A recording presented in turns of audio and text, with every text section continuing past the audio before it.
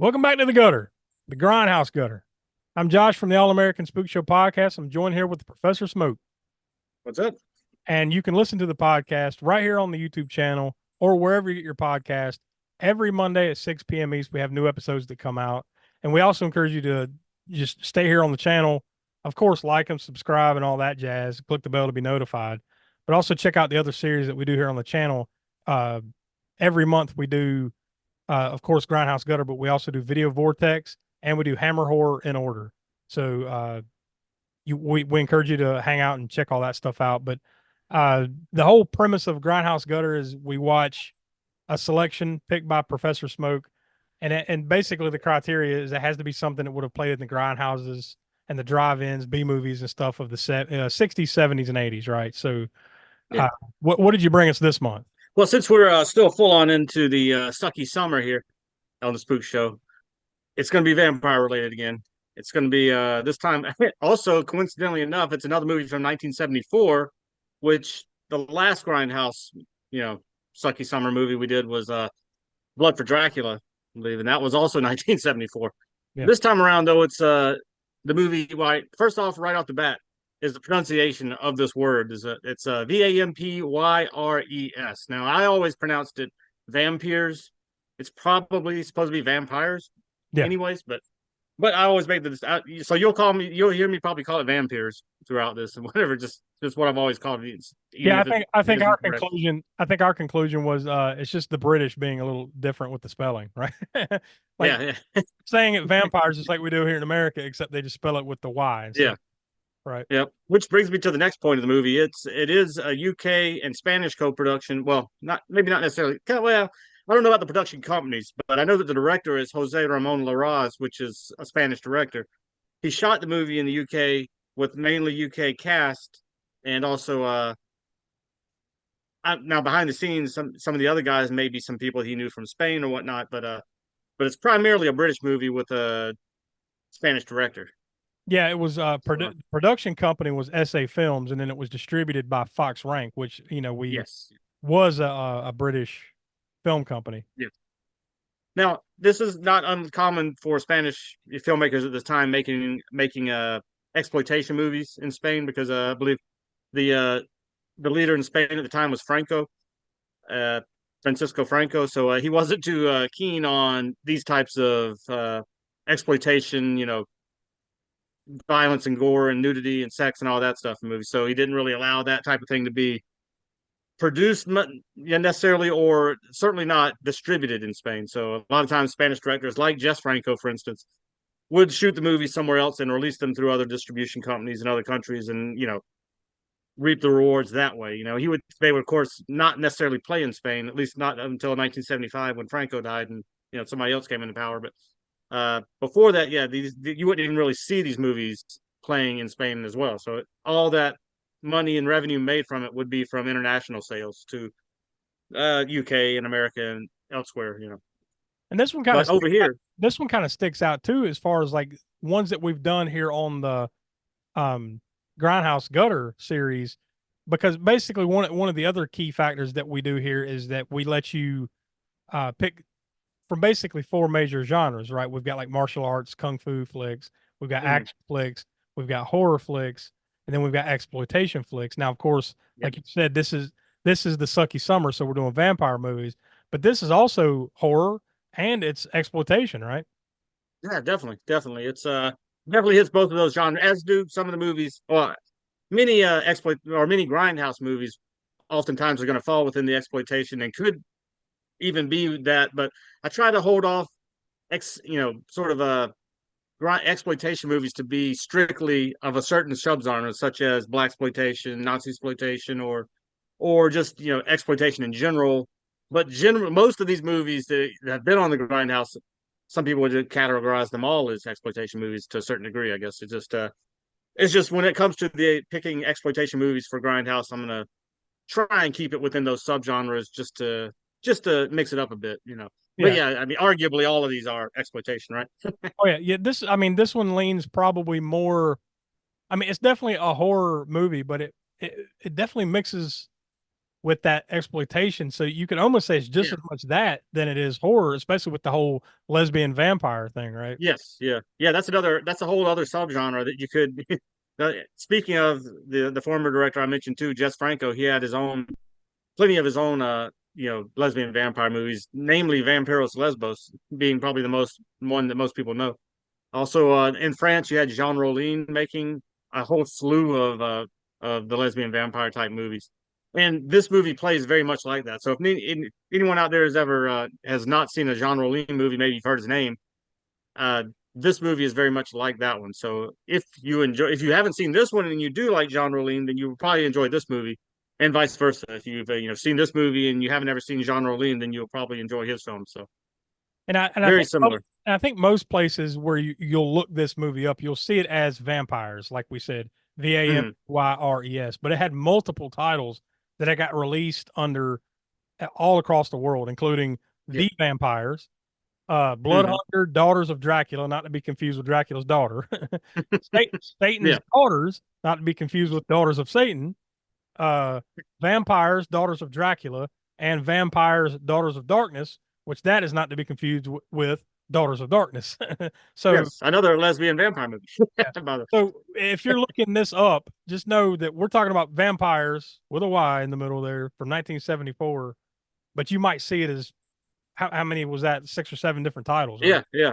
Not to mention one that was a specifically American title that it went kind of under, well, a subtitle. It still was called Vampires, but in 1987, Magnum Entertainment released on VHS Vampires. Now, 1987, refresh my memory. Why is 1987 a critical year for vampire movies, Joshua?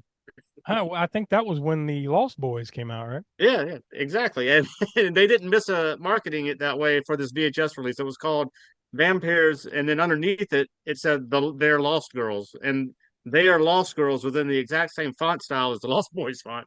Yeah. So yeah, they Magnum Entertainment definitely jumped on that, and like I don't know why they thought that this movie would tie in with that, other than they're just being female vampires, and they could just play the Lost Girls connection or whatever to the Lost Boys. The But yeah, it's on that cover, and that's how I rented it back in I get would have been 1987 or 88, I guess. I love this As poster that you'll see. Like if you look it up on IMDb or for that matter on its Wikipedia page, the poster is the 1975 Canvas Films poster, and it at the Yeah, top is the ultimate lust. Their lips are moist and very, very red. yeah, yes, and that was the slogan that was on the back of that Magnum Entertainment thing. So on the back, you flip it over, and you had not too lurid images because remember this is these was going to be on the main video store shelves in the horror section, so they weren't going too lurid with it, but it did have that slogan. If you can explain what the bare bones plot of this movie, what's going on here? All right, the basic bare bones of it is that these two vampires, who you don't know how old they are, they don't really go into that, but you take it they're somewhat old, right? I mean, maybe not from the old world, but they've been here in this mansion possibly for some amount of time, and they're luring in basically they're hitchhiking. Usually it's just one or the other of them, occasionally both of them will be hitchhiking on the side of the road, not too far from their manor or whatever. And guys will stop for them, pick them up, they'll take them back to the manor, toy with them a little bit, and kill them, right? Generally that's the case. Now this one person that they don't kill, this one girl kind of takes one of the vampire women takes a liking to this one guy, I guess for whatever reason, keeps him there and sucks blood out of his arm, keeping him weak but not killing him. So, and this guy's trying to piece together what's going on, and it's, he's losing his virility and all that stuff because he's all the blood being sucked out of him. Then you have another little side story going on with a husband and wife who are camping on the property near the manor. They're camping, doing their little excursion, painting the manor or whatever, and just doing outdoorsy stuff there. And they're just kind of tied together with a story based on this guy who's like I said, the girl's been keeping him there and not killing him. They come across him, and it just kind of, without going into because we're not trying to go into the any sort of spoilers, anything on the Grindhouse gutter here, but that's really the bare bones of it. It gets to the end, and we won't talk about the end, but suffice it to say that I think it's a very well put together movie until it gets to the end, and then Yeah, it's a very abrupt ending that you're like, what the fuck? yeah. And not very satisfying when it comes to the ending of this movie. Yeah. Everything else leading up to that, we'll get to as far as the rating and all that stuff. But I thought it was put together really well. Very Euro cult feeling. Yeah, it's definitely that it has that Euro British 70s British horror type feeling with a little bit of like Mm-hmm. the Spanish Italian kind of Italian, feel to it, Spanish kind of a thing. little bit. Yeah, Yeah. you can feel all those influences there because it's definitely got slow burn. Yeah. Like there are Yeah. certain That's, parts right where stuff's going on, and yeah. of course, spliced together lots of 76. Right, there's lots of that. Yeah. Yeah. Um, And probably more titillating in this movie than your average Giallo yeah. or other Euro cult film has. What we do here is we let you give two different ratings. Essentially, we'll let you give the Grindhouse gutter rating, which is a 0 through 10 scale of kind of what the best way we can describe it is what makes it kind of grindhousey, right? All the elements Yeah. put together. Where does it rank? 0 through 10, bad to good, and then you'll give a. We don't do star ratings. We'll let you do the Cleaver rating since this is. We'll call this one a horror since Sucky Summer. Mhm. So we'll let you Yeah. give the Cleaver rating 0 through 5 on that. So what's your gutter rating first? Lots of TNA and bordering on softcore territory.